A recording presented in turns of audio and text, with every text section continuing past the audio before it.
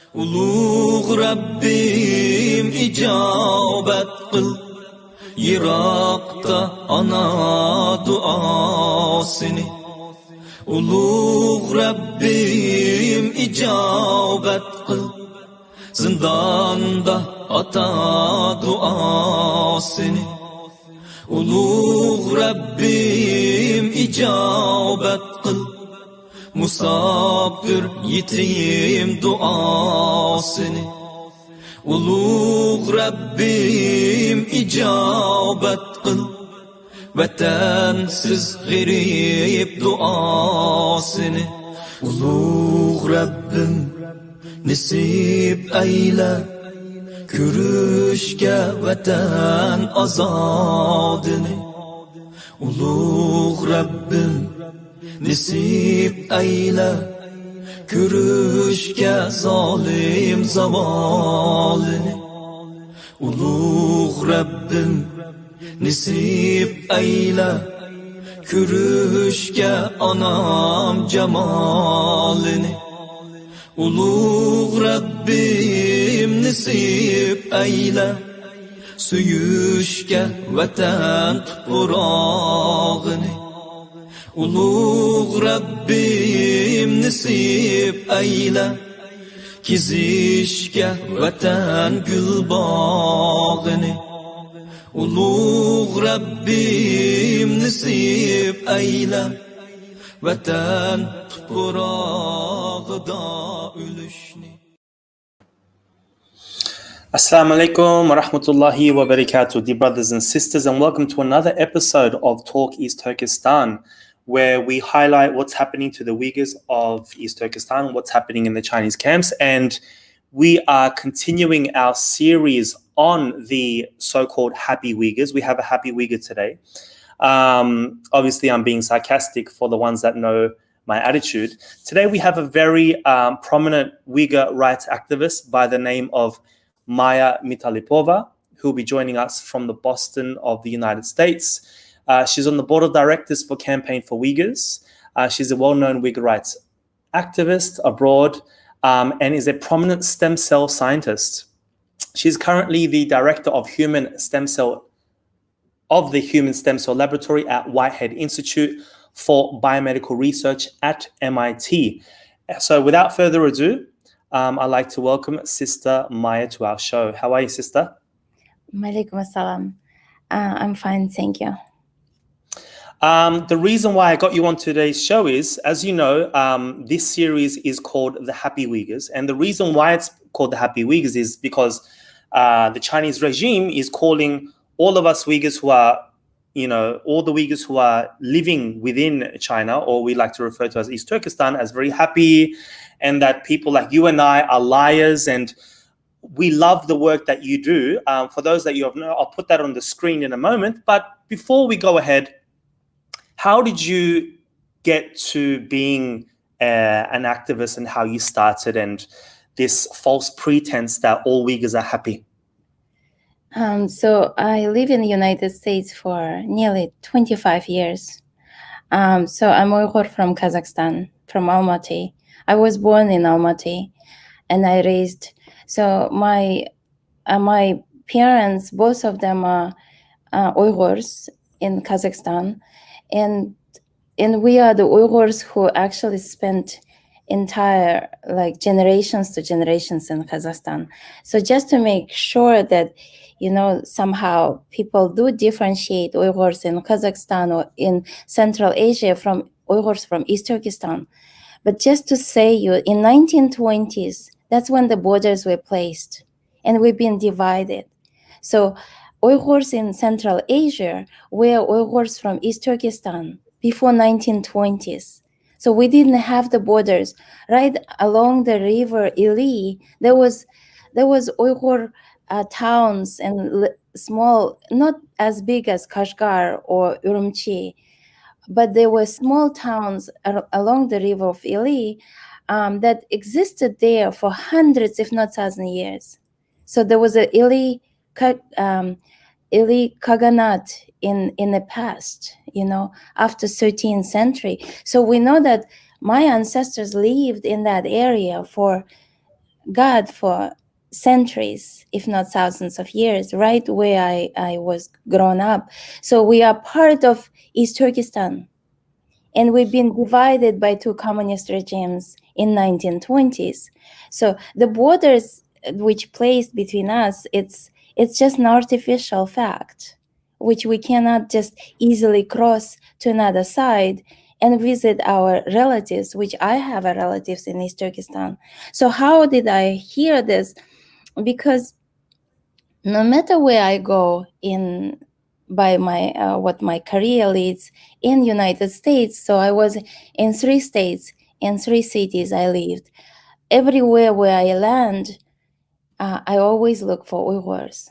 This is how we Uyghurs are, you know. And if I do find the Uyghurs, they immediately become not just friends, even if I met them first time. And usually they're all from East Turkestan, but they become a relatives.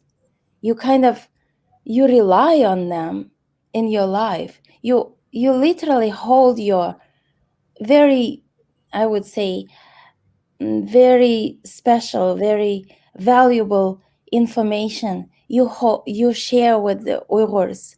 And we can be like 20, 30 millions Uyghur total. But when we meet Uyghurs, we always treat them as relatives. So I knew every city, state in United States that I came to live in. Doesn't matter if temporarily. In Boston, I live 15 years. I always find Uyghurs and become friends, and we share a lot of holidays and everything. So that's how I learned what is happening in East Turkestan, starting from 2016, when my friends couldn't even visit their ill mothers or fathers. And I had 2 friends who lost their parents to cancer and to, or other diseases. And they were not allowed to go. And when they went, one of my friends who went to East Turkestan, to Urumqi, she had to delete all her apps and everything from her cell phone here, where she lived for that many years. And then when she arrived to Urumqi airport, and she had literally had to really give up her phone, like it was already empty, but she didn't want to compromise her trip and her visit, especially her relatives back at home. And her mom was very ill with Parkinson, and this was striking for me already in 2016. How could this happen? And was the beginning when they started cracking down people and placing them into concentration camps. And then Sorry to cut you off there, but we had some footage of you on the cold winter streets of Boston, where you're like the lone protester. What are you doing here? You're explaining something. You're holding up signs. You've set up shop essentially, and we've seen you all over social media doing this. What's the point, or what are you trying to address in these videos? this is beginning of 2020, I think, or end of 2019. In Cambridge, in Harvard Square. So what I wanted to tell people that this is what is happening to East Turkestan people. This is up to 3 million, and we now know that it's actually more than 3 million people are in Chinese concentration camps. And this is 21st century. And people and the sign Google Uyghur, this was come up, some of the Uyghur diaspora outside of East Turkestan abroad came up with Google Uyghur, just to know if people don't have time to stop and read or even get a flyer that I hold in my hands. So we wanted people just to Google Uyghur. Sometimes people who drive by and I stand in the busy streets in Boston, in different locations, usually they just take a picture by their cell phone, so know how to spell it. And then, so this is just an awareness what is happening. And another thing that in my flyer, there is I put the really short history of who are the Uyghurs are and what is happening, especially in 21st century, and what bills are in Congress and the Senate, and just how easy it is for them to go in and ask their senators or representatives to call for this, asking for support for those bills. What sort of response are you getting from the people that you are talking to? Do they believe it? Because we have a lot of skeptics, especially with how Chinese propaganda works these days. Yeah, what sort of response are you getting from your local community? The response is extremely positive. Lots of, especially when I stand like at Harvard Square, there is a lots of Harvard University students stop by. Boston University, the Boston is home to nearly hundreds of universities and colleges, and so we are very diverse population in Boston, and we have people from every corner of the world. They do come to Boston, and lots of intellectuals, and they come literally. This is like place where there's so many tourists, especially during the summer, and we had a really I would say there was not a day when I stand there that I wouldn't have minimum 10 plus more supporters. And the further it goes from 2017, I started my protest as early as March 2019. And only pandemic that I didn't have a permission to protest during pandemic, and from July of this year when everything got open. So even if I still cannot protest at Harvard Square, but I do it in different places in Boston. So people really started to hear, and there is lots of news and podcasts that they heard. Even at PBS radio, there was not a once, it was a lot of time. And this is a lot of people, when they drive to work, they listen to the radio, public radio. And there was a New York Times, and people just stopped by and they would ask more questions. They wanted to know who the Uyghurs are. And that's why I'm standing there. I get a lot of questions from people. You and I were both activists, and I get a lot of messages saying, "Well, what can we do, and how can we help?" And you're a full-time stem cell researcher at MIT. You've got a hectic schedule, I can only imagine. Where do you find the time, and can everybody do, or can most people do what you're doing, or support you in any way? Sometimes you're not necessarily supposed to go out on the weekend. This is what I do because I want to bring awareness to more public so they know it. My goal is just to let them know. One thing you can do is to let other people know that this has happened. What I realized from what I've started, like almost 2 years, I would say about 2 years when I become really active, compared to Uyghurs from East Turkestan, who are really been censored by Chinese government and kept their family back as a retaliation, as a hostage for them to speak up. I'm an Uyghur from Kazakhstan, so it's easy for me to actually speak up.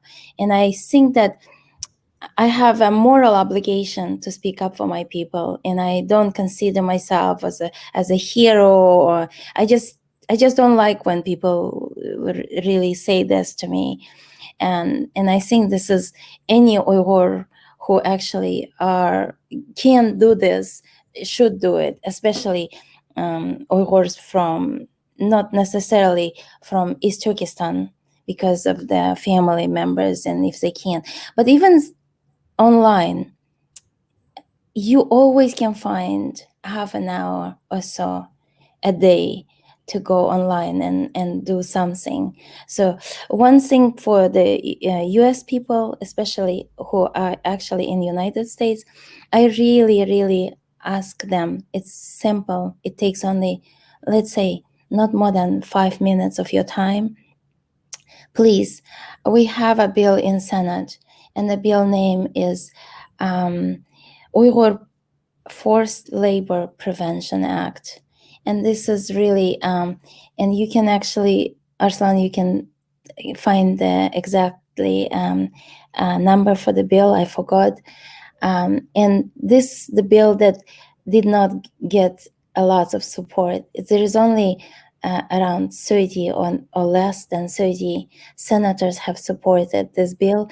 By this time, Uyghur Policy Act last year, we had 40 something senators already supported. And why it is so important? This bill will allow United States government to control a product coming from East Turkestan or China, or even made in China itself, in mainland of China, by especially nearly 93 Western companies who are using forced labor of people of East Turkestan, not only Uyghurs, but among them also Kazakhs and other Turkic people. So we have to really put this law in place.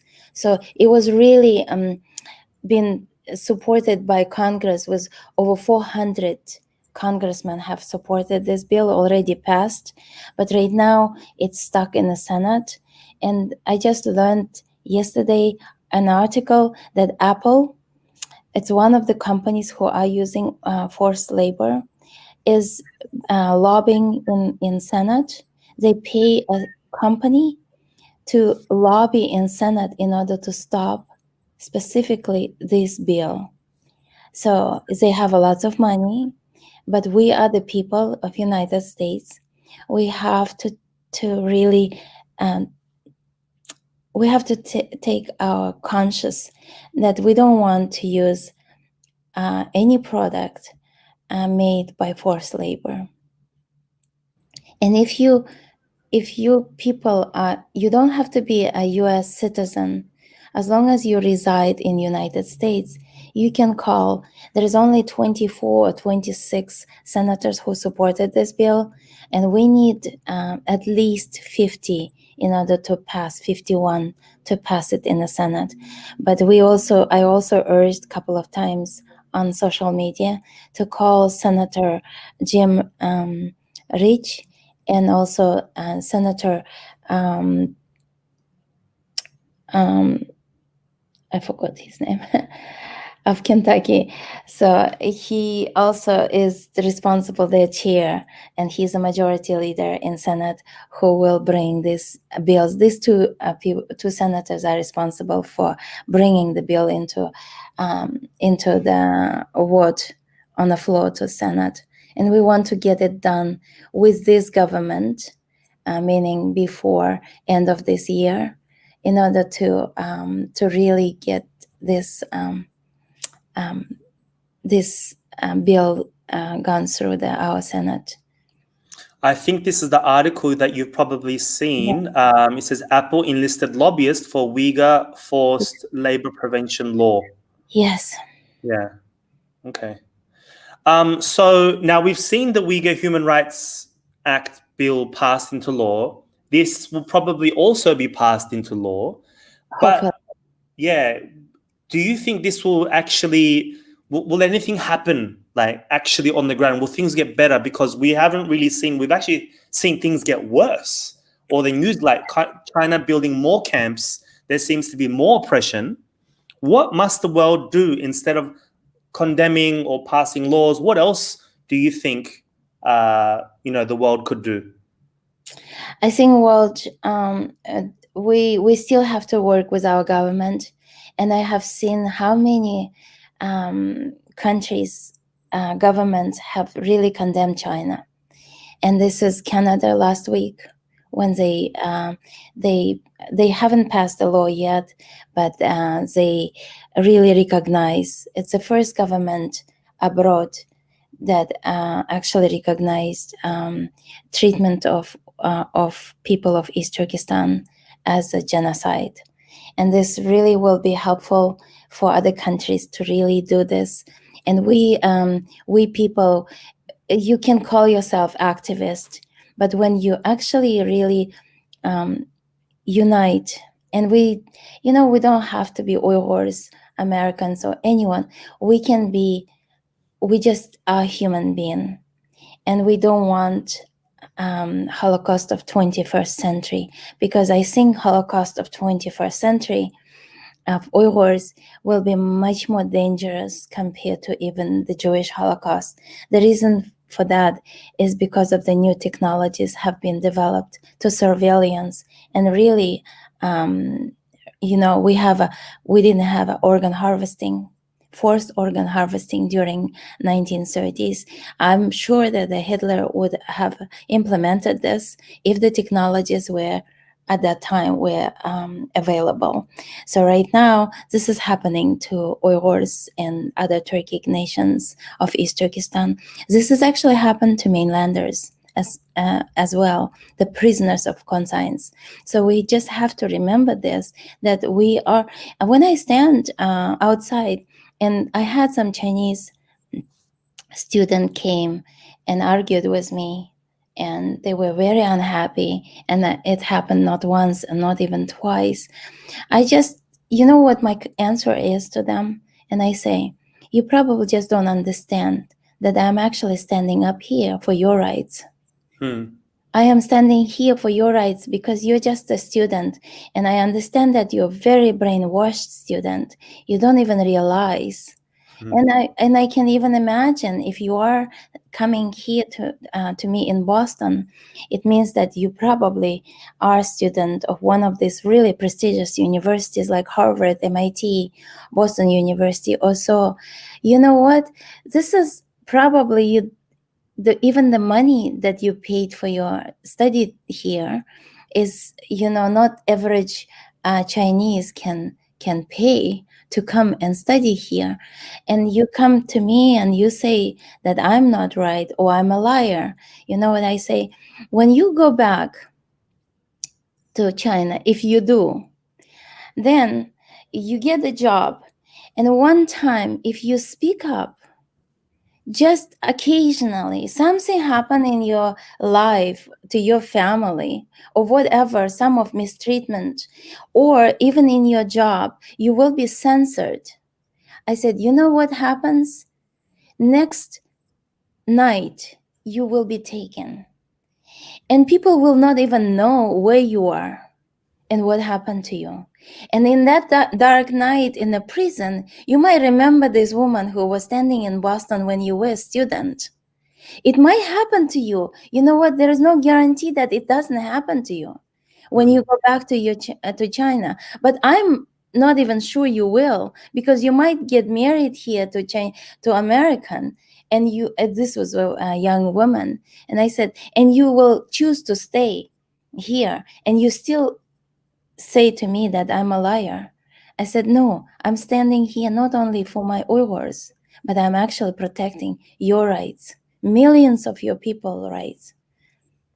Let's get some questions from our audience here. We've got one question here asking, do you think boycotting all the products from China can solve these issues? We've seen boycotting, I don't know if you've seen this, but we've seen Turkish products being boycotted by some Arab states. We've got French products being boycotted. I think Turkey will start as well, by Kuwait and other countries as well. But no one's boycotting China. I think this would really have an impact to economy of Chinese economy. I believe that. I've been second year at least that I don't buy anything made in China. I just realized that, even in Home Depot, this is like a place where you buy some home stuff, even like electric bulbs, you can find that it's made in China. But there is an alternative. This is you do spend a bit of time. Yes, shopping become a little bit more lengthy in the people can get frustrated, but you still can find some products that are made not in China, and I tell you, they're much better quality.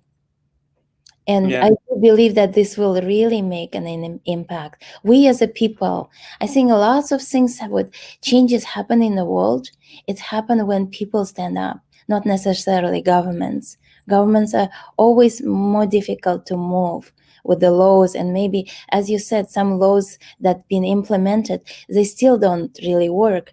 But when people really of the world in different countries really come together, then there are some really something happens. And it's not true that it's one person cannot do it, anything. What can I do? Like, lots of people ask me, what can I do? I said, you know what, the power of your voice, you don't even realize how valuable this is. Just one person can do a lot. And in United States, I realize, because I speak regularly, especially during pandemic. The one positive side of the pandemic, I can actually get an appointment with the senators once a month, and I have never met that many, because before you had to physically go to their offices, make an appointment months in advance. Right now, I have an email address of policy director of 9 congressmen of Massachusetts and 2 senators of Massachusetts, and they are in the click of a computer mouse. Really, when I actually email them and I say, oh, hi, this is Maya, can we discuss this and this issue I have? And sometimes I bring at least 2, 3, 4 people together, or not necessarily. I actually teamed up with the head of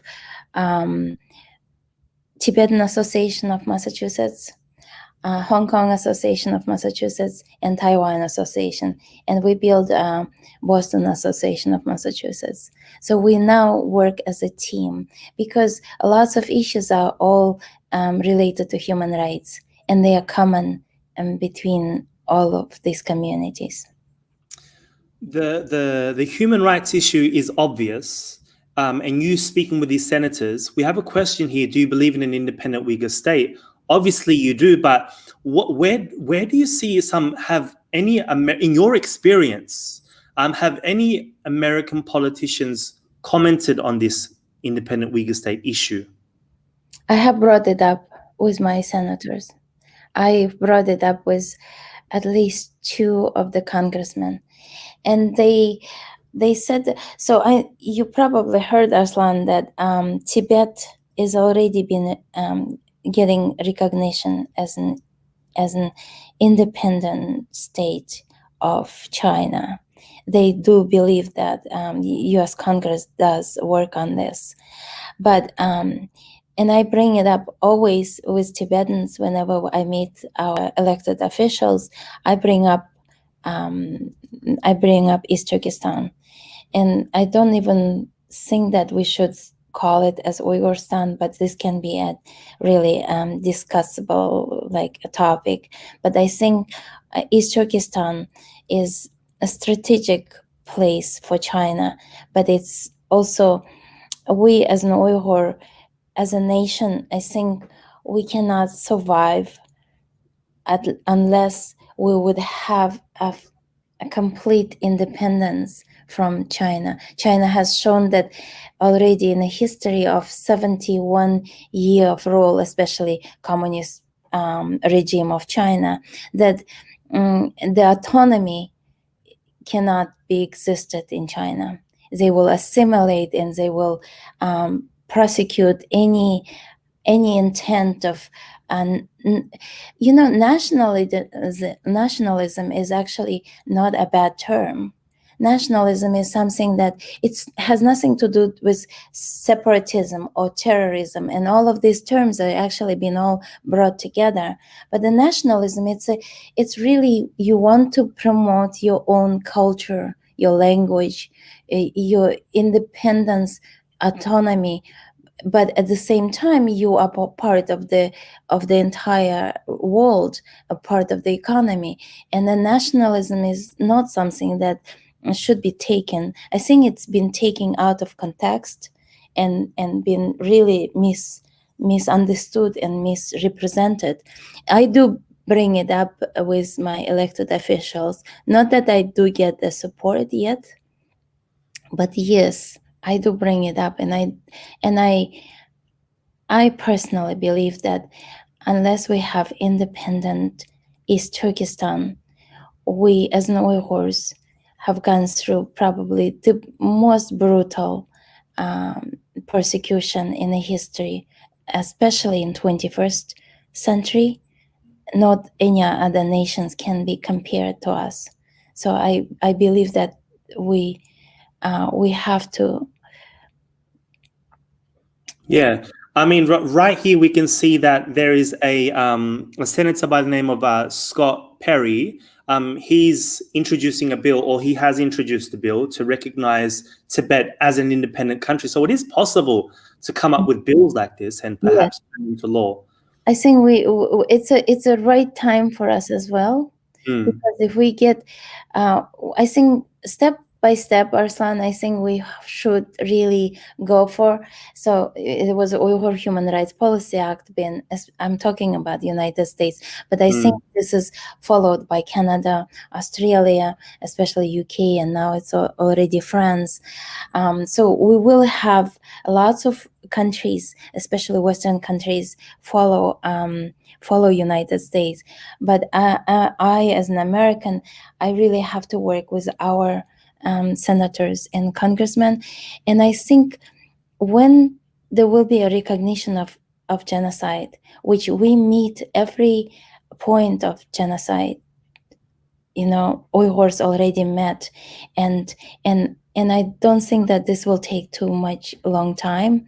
Right now, in United States, because of the election, the focus has been shift, of course, but the genocide, when it will be recognized, I think we can speak. We can really.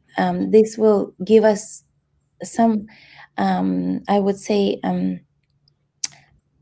Yes, this will give us the chance to speak about independent state, at least to recognize Uyghurs, because in the history, Uyghurs were always, before 20th century, we lived as an independent state and as an independent country. We governed compared to many countries in the world. Uyghurs, one of the first nation who had written scripts. We've gone through. I mean, lots of Westerners just don't know how much Uyghur culture brought, really developed into evolution of world history. I think we are one of the nations who brought enormous positive impact to world history. I'm just sharing your social media here. I'm wondering, what's the future for Maya Mitalipova? Are you going to continue your protests, or are you going to change things up, advance it, develop it more? What are your plans for the near future and going on to 2021? My near future is I will always follow Uyghur plight. So for me, there is no happy Uyghur. I cannot be happy when my people are not happy. It's impossible.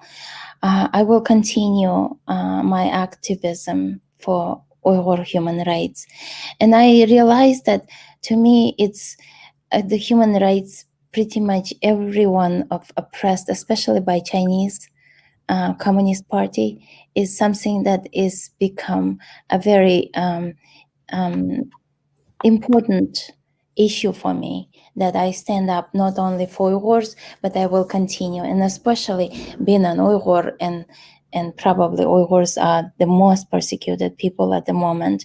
I will continue this, and the scene probably will change according to new development, of course, and I will be actively lobbying in Congress, and I'll be speaking no matter which senator. As we said, we have a few activists in Boston. When we speak to each other, as we say, we for policies, we're not for parties, and I don't really care if it's Republicans or Democrats. But what I learn, among these two parties, there will be a people. You know how I value, if I like this, I go to history of the elected official, either congressman or the senator. I look him up, and the first things that I look right now, how his history of voting for human rights policies. And we've been lucky in Massachusetts. Even, Democrats right now, we know that they've been really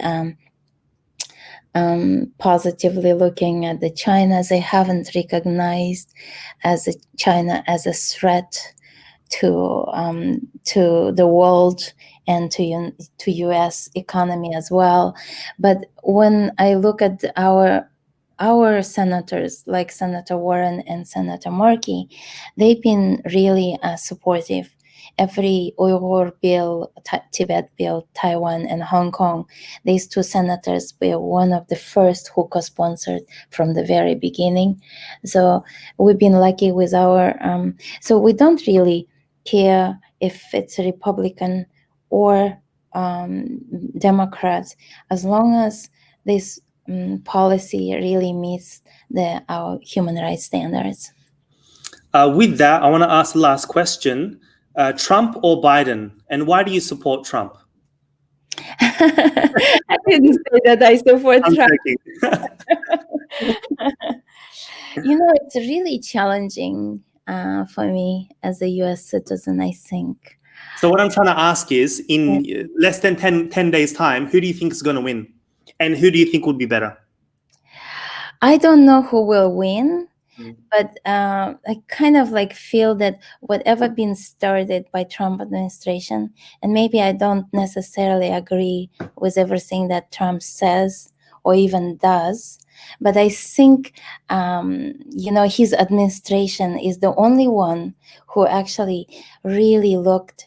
And this is they are really looking at the U.S. economy, because this is really a big threat. What Chinese expansion, if China would recognize, autonomy of East Turkestan, would give they would really equal rights to Turkic people of East Turkestan, and not only East Turkestan, but Tibet, Hong Kong, and so on.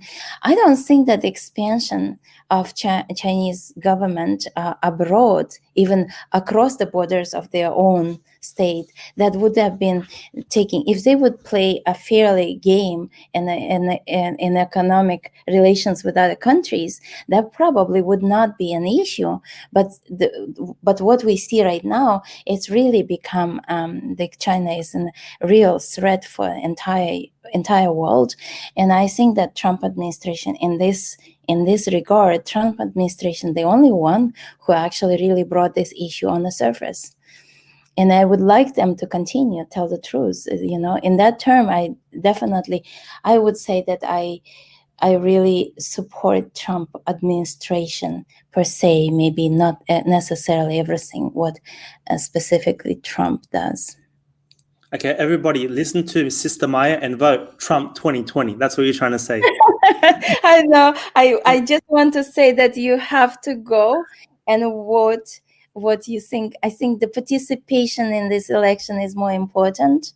But I really hope that if we elect a Democratic leader, that and as I said, my state.